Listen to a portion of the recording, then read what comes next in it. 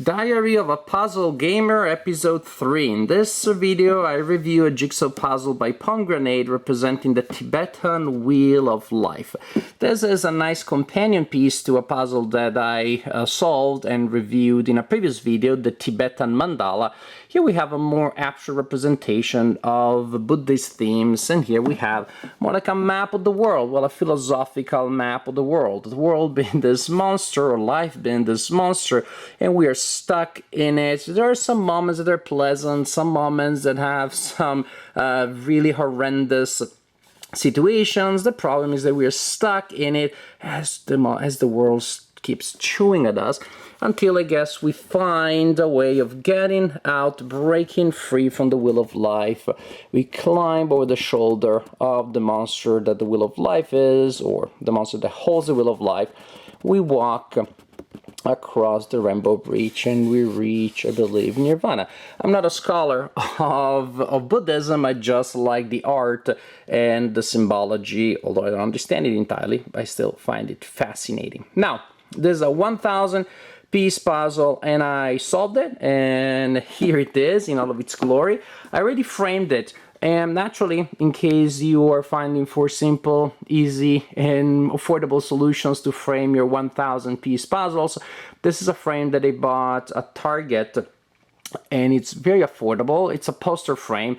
It is actually 20 inches by 30 inches, and this puzzle, like other 1,000 puzzle, 1,000 pieces, 1,000 piece puzzles by Pomegranate, they are 20 by 27. So the frame is a little larger. All that means is there's going to be a small white band on top and at the bottom, and I actually don't mind that at all. Also, this frame is so tight, it hugs the puzzle so tight that I didn't need to put any glue. And it still, as you can see, stands there and is not sliding down, is not falling. I like that a lot, because if one day I decide to change the frame or store the puzzle in other ways, I can do it easily, because the puzzle is not glue. It's just holding together and being hugged really tight by the frame. Now, as a puzzle solver, you're wondering, okay, but how about it? Well, there are interesting things here. One is, you may have noticed the frame. The frame of the puzzle, not the frame of the frame, is of that very distinctive red or brownish red. That means that unless you're out of your mind, you probably will want to start your puzzles by doing the frame. That's kind of like the standard approach. And of course, to find those edge pieces, you rely on shape. In this case, it's also very easy to see them because of the color. So creating the frame is going to be particularly easy. After that, actually, things became more challenging than I expected, because like in the Tibetan mandala puzzle, actually, there are many cases in which you have a certain pattern or a certain color which is in a lot of different places. In particular here, the pattern of the clouds. There are just clouds everywhere, and you may not notice at first. And so you have a cloud piece which may go right there on top where the dude is, or right there on top there where Buddha is sitting, or in some of the various vignettes that are all over the place. Definitely, by the way, the puzzle is really beautiful. As it happens with puzzles with so much detail, the camera will only be able to capture so much. But this is a puzzle that is challenging and fun to solve. More challenging than I expected. I thought it would be easier than the Tibetan mandala, but it was really not. It may actually taking me a little longer. The color of the body of the demon that is trapping or controlling or holding the wheel of life, finding the piece of that color is very simple, and yet somehow then putting it together, just because they're scattered all over the place, that was kind of challenging. The same for these sort of pieces of cloth that are around him. Very easy to find them because of color, very challenging otherwise. The wheel of life, when you look at the detail of the various vignettes, the detail is beautiful, it's stunning. There is something, however, I want to warn you about in case you are planning to solve this puzzle with your children.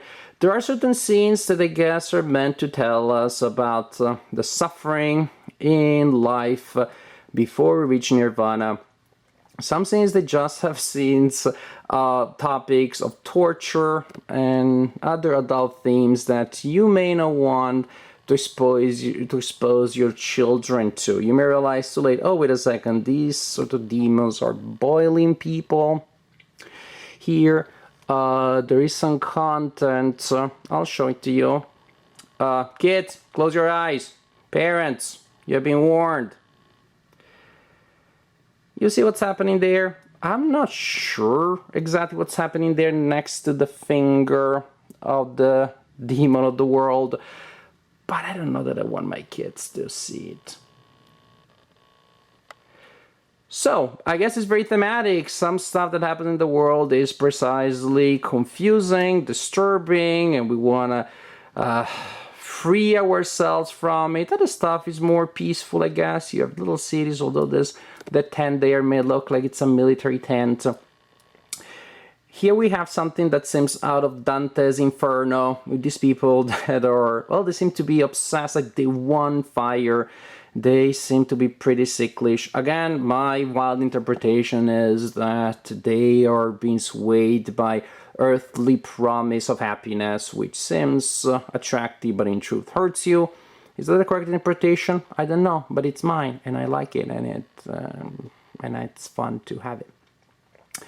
So these scenes of torture and suffering, they are not obvious at the beginning. You're just looking at the beautiful proportions of the Wheel of Life, the interesting imagery, but just know that they are there. I don't mind putting this on the wall because probably my kids will not look at it closely enough to see those things. But of course, if I was solving the puzzle with them, then they would be looking at every piece carefully, and that is when things may get embarrassing. So despite the easy beginning with the frame that is very easy to make, this is a puzzle that has some challenges, but that was really fun to solve. Definitely enjoy solving it. I think the final result looks really beautiful. It looks very beautiful next to the mandala puzzle. In fact, I'm going to show it to you in that environment in a minute, but in general I'm very happy with this puzzle, and I think I will order another puzzle by Pomegranate, the one with Buddha in Nirvana, because that would really create a nice set, I believe. Now we're not in the studio anymore, we are in the kitchen of the main house next to the staircase that goes down to my in-laws apartment, and that has been turned into my gallery of Buddha's jigsaw art. That painting, that is something that my wife had since she was a kid, and she really likes it. It's very dear to her as you turn the corner to go downstairs. However, here we have the Tibetan mandala, and we have the Wheel of Life.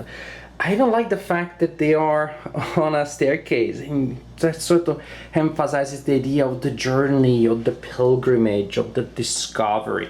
I definitely like the way these two puzzles look individually, and I like the way they look together on the wall.